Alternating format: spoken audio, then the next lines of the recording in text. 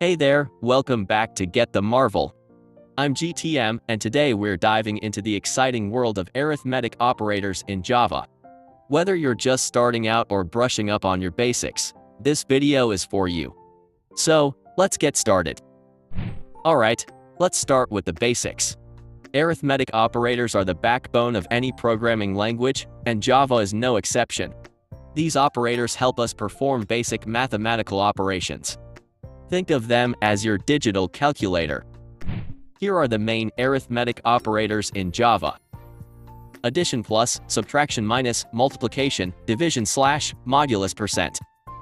Let's break it down with some everyday examples. Imagine you have a box of donuts. Who doesn't love donuts, right? You have 10 donuts and you eat 3. To find out how many donuts you have left, you use subtraction. Simple, right? Now, what if you and 4 friends decide to share the remaining donuts equally? You'd use division to figure out how many donuts each person gets. But wait, what if there are leftover donuts? That's where the modulus operator comes in. It gives us the remainder of a division. Now, let's quickly go over multiplication.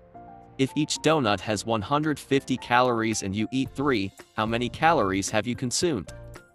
Just multiply. And finally, addition.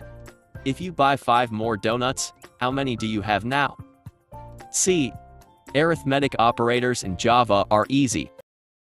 Of relational operators in Java. Buckle up, because this is going to be a fun and informative ride. Alright, let's start with the basics. Relational operators in Java are used to compare two values. The result of this comparison is a Boolean value, either true or false.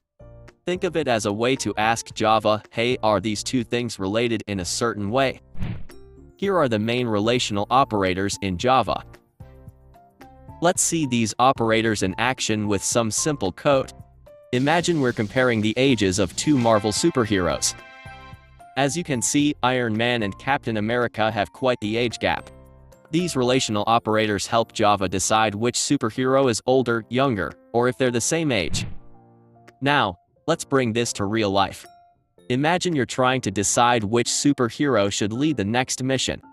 You could use relational operators to compare their experience, strength, or even their speed. Let's compare their speed. We'll assume Iron Man has a speed of 85 and Captain America has a speed of 70. Looks like Iron Man is faster. Relational operators can be used in countless ways in programming, from sorting data to making decisions in your code. And there you have it. A quick and easy guide to relational operators in Java. Logical operators in Java. Don't worry if you're new to this, because we'll make it super easy and fun to understand. Let's get started. Logical operators are like the decision makers in your code. They help you control the flow by making choices based on conditions. Think of them as your code's way of saying, should I go left or right? The main logical operators in Java are and, or, and not. Let's break these down with some everyday examples. First up, the and operator. This guy needs both conditions to be true to give you a true result. It's like saying, I'll go for a walk if it's sunny and I have free time. If either it's not sunny or you don't have free time, no walk for you. In this example, since you don't have free time, the code prints no walk today. Next, the or operator. This one only needs one condition to be true. It's like saying, I'll eat ice cream if it's hot outside or I'm just craving it. If either condition is true, you're getting that ice cream. Here, because you're craving ice cream, the code prints eating ice cream. Finally, the not operator. It flips the condition. If you're not hungry, you won't eat. Simple, right? Since you're not hungry, it prints not eating right now. See, logical operators aren't that scary. They're just helping your code make decisions, just like we do every day. Remember, practice makes perfect, so try these out in your own projects. Bitwise Operators in Java. If you're into programming or just curious about how computers perform operations at the most basic level, this video is for you. So, let's get started. Bitwise operators are used to manipulate individual bits of data. They might sound complex, but once you get the hang of them, they're super handy. Let's go through each of them with some easy-to-follow examples. Bitwise AND. First up, we have the bitwise AND operator represented by the AND symbol. It compares each bit of two numbers and returns a new number whose bits are set to 1 only if both corresponding bits of the operands are 1. Let's see this in action. So, 5 and 3 gives us 1. Simple, right? Let's move on. Bitwise OR. Next, we have the bitwise OR operator represented by the vertical bar symbol. This one compares each bit of two numbers and returns a new number whose bits are set to 1 if at least one of the corresponding bits of the operands is 1. So, 5, 3 gives us 7. See, it's starting to make sense. Bitwise XOR. Now, let's talk about the bitwise XOR operator represented by the caret symbol. It compares each bit of two numbers and returns a new number whose bits are set to 1 only if the corresponding bits of the operands are different. So, 5 caret 3 gives us 6. Interesting, right? Bitwise NOT. Next, we have the bitwise NOT operator represented by the tilde symbol. This operator flips all the bits of the number, turning ones into zeros and vice versa. So, approximately 5 gives us -6. This is due to the way Java handles negative numbers using 2's complement notation. Bitwise shift operators. Lastly, let's look at the shift operators. These are used to shift the bits of a number left or right. Left shift. The left shift operator in LT shifts all the bits of the number to the left by a specified number of positions. For each shift, a 0 is added to the right. So, 5 in LT1 gives us 10. Cool. Right shift. The right shift operator in GT shifts all the bits of the number to the right by a specified number of positions. For each shift, the leftmost bit is copied. And there you have it. Bitwise operators in Java are powerful tools once you know how to use them. Practice these examples, and you'll master them in no time. And today we're diving into the exciting world of assignment operators in Java. Whether you're just starting out or looking to brush up on your skills, this video is for you. So, let's get started. Assignment operators are fundamental in Java. They allow you to assign values to variables. Sounds simple, right? But there's more to them than meets the eye. Let's break them down. First up, we have the basic assignment operator represented by the equals sign equals. This is probably the one you're most familiar with. It assigns the value on the right to the variable on the left. See? Simple. Now, let's level up. Next, we have compound assignment operators. These are shorthand operators that combine an arithmetic operation with assignment. Let's take a look at some examples. First, the addition assignment operator plus equals. It adds the right operand to the left operand and then assigns the results to the left operand. So, after this, a becomes 8. Pretty cool, right? Here are a few more compound operators. Minus equals subtract and assign. Equals multiply and assign. Slash equals divide and assign. Percent equals modulus and assign. Let's quickly go through each of these with examples. See how convenient that is? Let's see a practical example. Imagine you're building a simple shopping cart. You can use these operators to update the total price dynamically. Every time you add an item, you just use plus equals.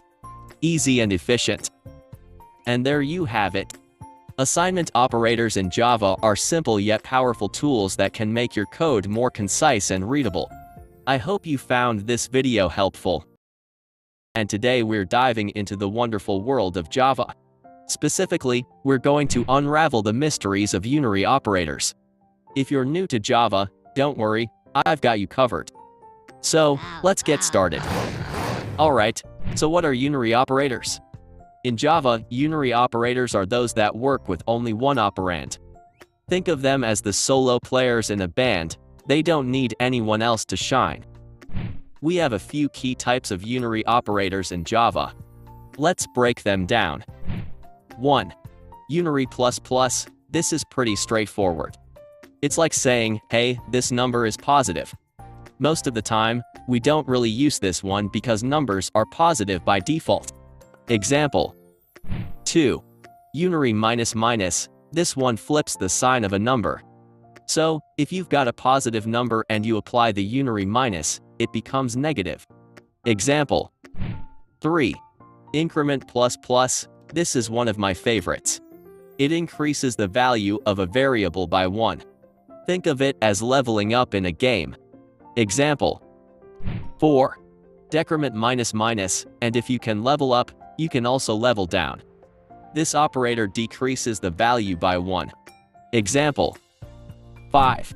Logical complement. This one's a bit different. It's used with Boolean values and it flips the value. If you're a true believer, it makes you a non-believer and vice versa. Example. Now, let's see these operators in action. Imagine you're building a simple game, and you need to keep track of a player's score. You'd use the increment operator to increase their score every time they complete a level, right? And there you have it. Unary operators in Java. They're simple but incredibly powerful. Remember, it's these little things that make your code efficient and elegant. Ternary operators. If you're new to Java, don't worry. I'll break it down for you in a fun and easy way. Let's get started. So, what is a ternary operator?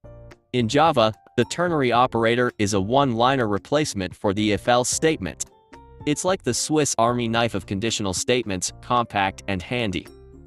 The syntax is pretty straightforward.